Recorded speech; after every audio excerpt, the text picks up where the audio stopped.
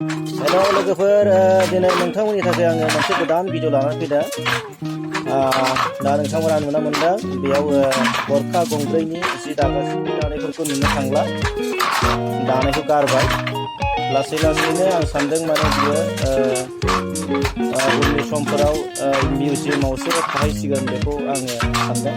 बेनिखायनो आं नैबे भिडिअखौ नोंथांमोननि सायाव लाना फैबाय। नोंथांमोना जेसेबां हायो एसेबां शेयार खालामदो आरो लाइक खालामदो आरो आंनि चेनेलखौ नोंथांमोना फल' खालामदो, जाहाथे जेब्ला आंनि गोदान वीडियो फैयो अब्ला नोंथांनि सेराव। मेरे यूट्यूब चैनल में आप लोगों को फिर से स्वागत है।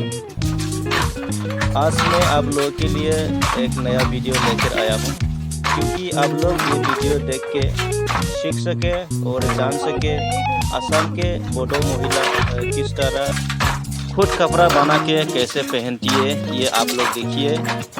बेनो जादों गरखा गंब्रै गंसे तक देखिए और जितना हो सके उन्हें शेयर कीजिए और लाइक कीजिए और मेरे चैनल को फॉलो कीजिए, ताकि जब नया वीडियो बने आपको पहले मिल सके।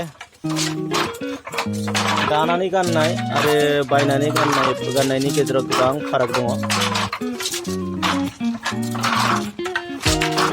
नायदो नोंथांमोना।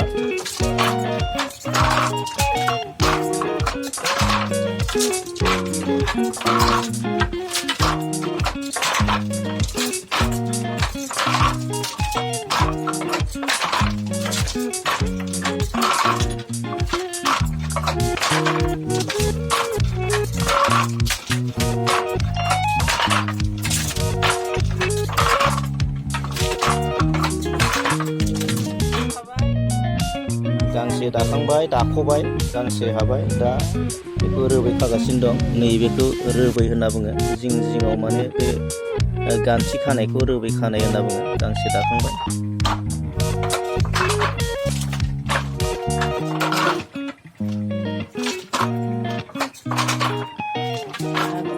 मेसिनाव दानायनिख्रुइबो साबसिन नुदों।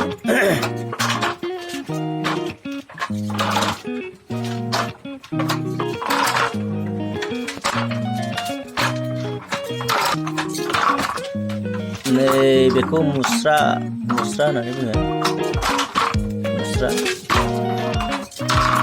नैबे आरो आगरनि लेखा।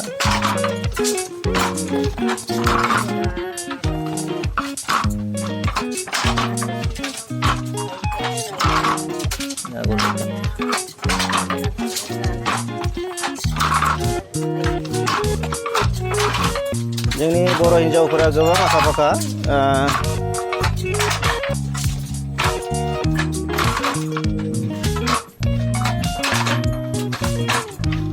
अख्राङाव दाउ बिरनाय, बायदि बायदि अख्राङाव दाउ बिरनायफोरखौ नायनानै बिथांमोना जोंनि आइजोफोरा, बर' आइजोफोरा दख'नायाव सावगारि एरनो हायो।